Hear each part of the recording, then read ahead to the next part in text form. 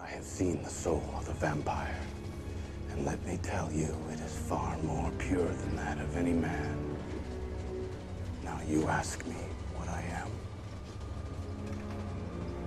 I am the bringer of the tide.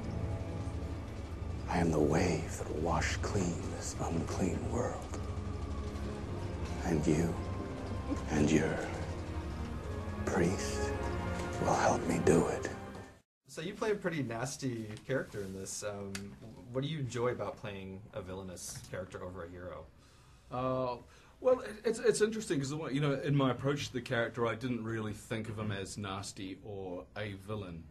To me, he's a fallen hero. He's a priest, a warrior priest, whose job it was to look after humanity and protect it. And then in the course of battle, he falls and gets transformed into the very thing that he's been fighting. And that was you know, a really interesting starting point. And you know, but to answer your question, fun, a lot of fun. You know, it's fun to play those characters that just create absolute havoc and destruction and seem to have a good time doing it.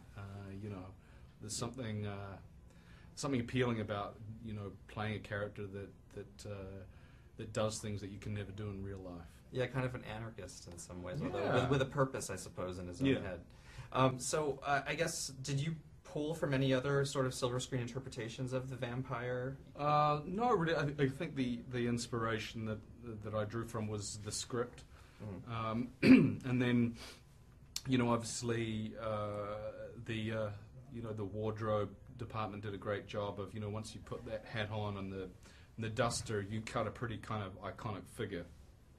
You know, a lot of people naturally associate with like the Sergio Leone kind of Western.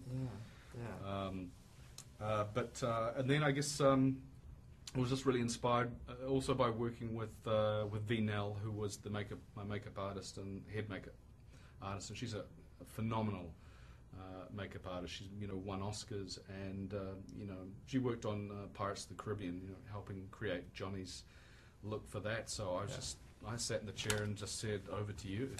Well, thank God you weren't a more grotesque type of vampire, because you probably would have been in that chair for a lot longer. Yeah, I'm thankful for that. So you got kind of saved there. Well, I thought that was kind of the cool thing about Priest, you know, is that it's a bit refreshing, because we've had a lot of these, you know, the Twilight vamps and the sexy young guys, you know, True Blood and all that sort of stuff. So it's, I think, really refreshing to take it back to like these are creatures, and they're scary, and they'll do some serious damage to you. Yeah. You know, it's not like, oh, I'd love to get bitten by one of those. Yeah. You know, this is not the vampire you take home to meet mom.